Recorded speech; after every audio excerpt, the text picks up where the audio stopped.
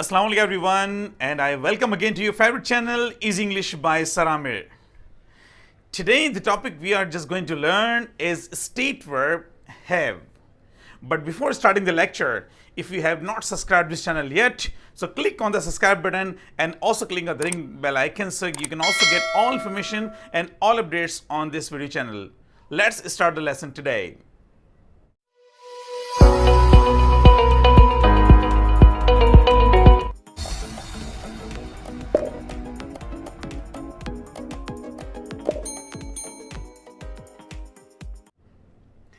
Well students, today the topic we are going to learn is state verb have. Let's have a single review that what we were doing in the previous class. In the last class what we were doing, we were learning state verb be. The topic what we are learning nowadays, it is called state verb. हमने ये पढ़ा है कि state verb जो है वो 55 to 60 के दरमियान में होते हैं, लेकिन उनमें से दो कॉमन स्टेट वर्ब हम पढ़ रहे हैं आजकल। जो हमने प्रीवियस क्लास में जो एक कंप्लीट डिटेल में पढ़ा है वो पढ़ा है state verb be. Be means is am are, was were and been, और वो हमने as a state verb as a main verb पढ़ा। आज की क्लास जो है वो हम पढ़ रहे हैं वहां पे हैव और has as a state verb as a main verb पढ़ रहे हैं। आमतौर पे होता यह है कि लोगों को ये कॉन्सेप्ट क्लियर नहीं हो पाता कि हैव और हैज जो है ये सिर्फ हेल्पिंग वर्ब नहीं होते।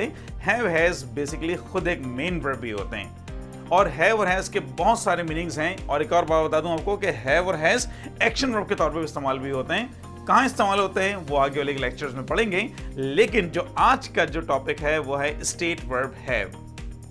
Before starting learning in detail, और डिटेल में जाने से पहले आज हम ये पढ़ेंगे सबसे पहले कि हैव कहाँ पे लगता है और हैज कहाँ पे लगता है। स्क्रीन पे दिख रहा है आपको कि, और ये अगर आपको याद हो कि जब हम सब्जेक्ट का टॉपिक पढ़ रहे थे तो सब्जेक्ट का टॉपिक पढ़ते हुए हमने पढ़े थे persons, first person, second person और थर्ड पर्सन, और उस मौके पे भी हमने इसको डिटेल में पढ़ा था कि जितने थर्ड पर्सन सिंगुलर होते हैं कौन कौन से होते हैं, ही, शी, इट और कोई भी सिंगुलर नेम, उसको हम क्या कहते हैं, थर्ड पर्सन सिंगुलर कहते हैं। तो थर्ड पर्सन सिंगुलर के साथ क्या लगता है, हैज लगता है, और बाकी तमाम सब्जेक्ट के साथ क्या लगता है, हैव लगता है।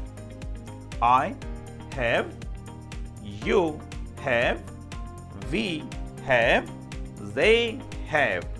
लेकिन जब बात करते हैं हैज की, he has, she has, it has. तो इस तरीके से ये कॉन्सेप्ट क्लियर हो गया कि कहां पे हैव लगाना है और कहां पे हैज लगाना है। अब चलते हैं अब असल टॉपिक की तरफ कि क्यों इस्तेमाल करते हैं। सबसे पहले आपके सामने फार्मूला आ रहा है, फॉर्मुलेशन क्या होती है, उसकी पहचान क्या होती है। अब लोग कहते हैं कि सर ये हर जुमले में जिसमें हैव और हैज आए वो प्रेजेंट परफेक्ट होता है। ऐसा नहीं होता। फॉर एग्जाम्पल अगर मैं बात करता हूं कि I have eaten dinner, I have taught you so many topics, We have subscribed this channel, तो अब यहाँ पे आप पहचान देखें कि जितने हैव और हैज आ रहे हैं इनके बाद एक थर्ड फॉर्म ऑफ वर्ब भी आ रही है।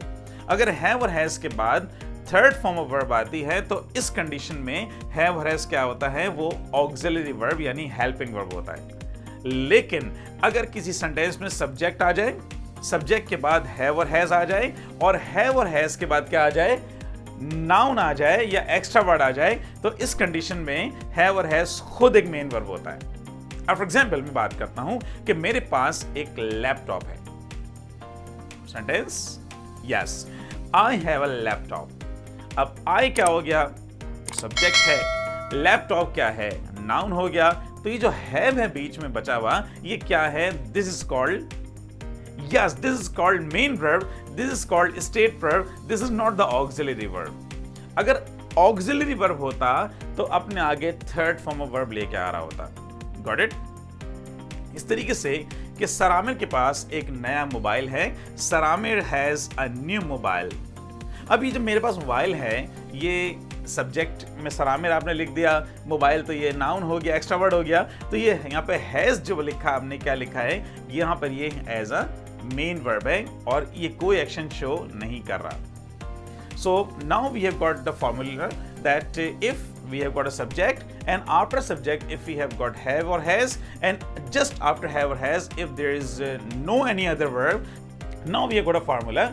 If a formula contains subject, subject के बाद अगर हैव और हैज आए और हैव और हैज के बाद क्या आ जाए, हैव और हैज के बाद जो है अगर कोई नाउन आ जाए या एक्स्ट्रा वर्ड आ जाए तो इस कंडीशन में हैव और हैज जो है वो हेल्पिंग वर्ब नहीं कहलाएगा, वो itself it is called a main verb. तो now we are just going to learn what is state verb have. Have और हैज को अगर आप एज अ स्टेट वर्ब इस्तेमाल कर रहे हैं तो क्यों इस्तेमाल करते हैं? For example if I say that I have a car, अभी कार जो है ये क्या कोई एक्शन है इसके अंदर? There is no action at all. अभी कार क्या शो कर रही है?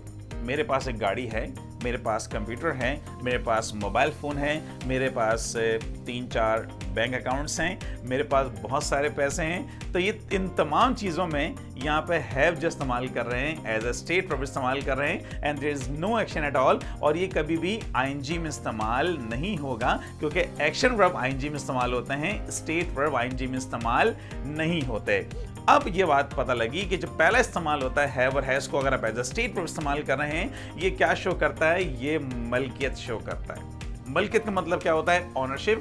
जो चीज़ हमारे पास होती है या किसी की मलकियत में होती है तो उसको हम क्या कहते हैं? उसके लिए हम कहते हैं ऑनरशिप का वर्ड इस्तेमाल करते हैं, या फिर कह लें कि पोजीशन का वर्ड इस्तेमाल करते हैं। तो इस पोजीशन को शो करने के लिए, इस पोजीशन के साथ साथ इसकी जो ऑनरशिप को शो करने के लिए हम क्या इस्तेमाल करते हैं? We use state verb. दूसरा इस्तेमाल क्या होता है? दूसरा इस्तेमाल होता है कि एक वर्ड होता है उसको बोलते हैं इलनेस।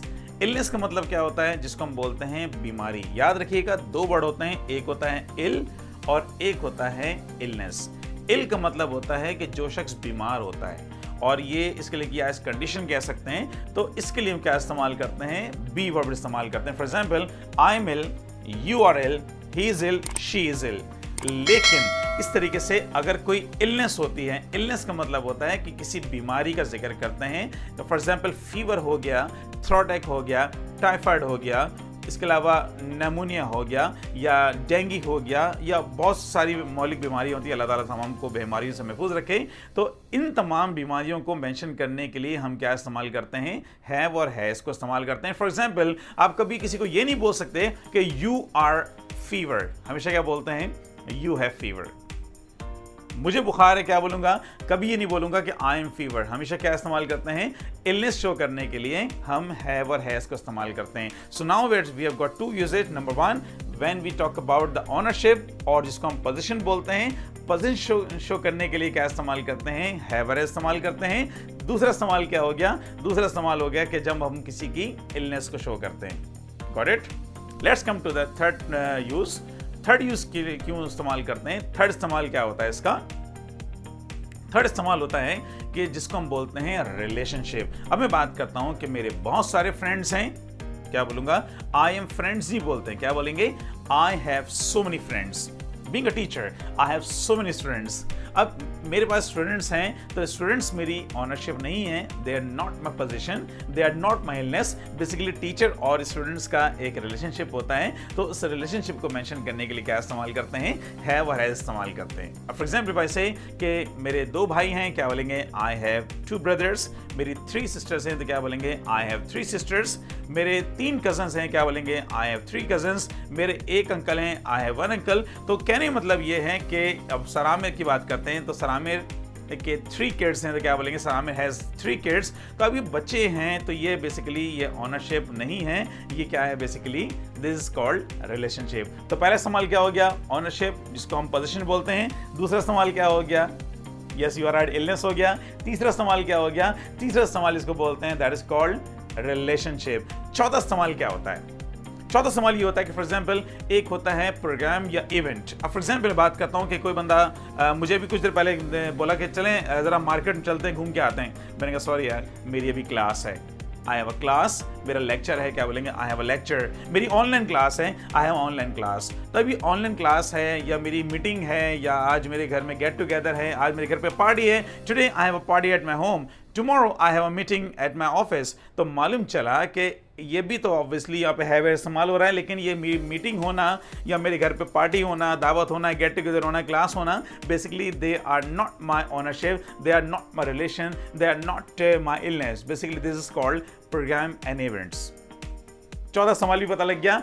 पांचवा सवाल क्या होता है? पांचवा सवाल होता है that is called characteristics. Characteristics का मतलब क्या होता है? उसको बोलते हैं खदोखाल, या ये कह लें कि क्वालिटीज। फॉर एग्जाम्पल मैं बात करता हूँ कि मेरी वालदा की बड़ी पोलाइट नेचर है। My mother has polite nature.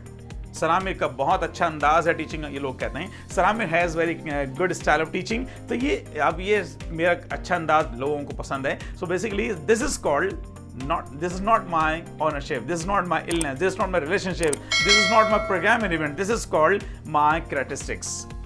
So now we have got the detailed topic about state verb कि अगर हमें किसी की मिल्कियत शो करनी हो, अगर हमें किसी की इलनेस शो करनी हो, अगर हमें किसी का रिलेशनशिप को शो करना हो, अगर हमें किसी प्रोग्राम और इवेंट को शो करना हो, या अगर हमें किसी की कैरेक्टरिस्टिक्स को शो करना हो, तो उसके लिए हम क्या इस्तेमाल करते हैं? उसके लिए हैव और हैज़ को एज अ मेन वर्ब इस्तेमाल करते हैं, एज अ स्टेट वर्ब इस्तेमाल करते हैं, और इनमें कोई एक्शन नहीं होता, इसलिए इसको आप आईएनजी में इस्तेमाल नहीं कर सकते। अब मेरे गले में दर्द हो रहा है तो कभी ये नहीं बोल सकते कि आई एम हैविंग थ्रॉटैक, हमेशा क्या बोलते हैं? I have throat ache. Got it? So well students, I am sure today you have learned a very important topic, और ये टॉपिक आपको यकीनन आगे आने वाली क्लासेस में मजीद काम आएगा। So well, it's time to say you goodbye. Keep watching Easy English by Saramir and keep making your English easy, because this topic or this channel name is Easy English by Saramir. Channel को देखते रहिए, लोगों से share करते रहिए, subscribe करते रहिए, और इस इल्म को फैलाते रहिए, और दूसरों की इंग्लिश को और अपनी इंग्लिश को ईजी बनाते रहिए, because the channel name is easy English by Saramir. Thank you very much for watching. Till next video, अल्लाह हाफिज।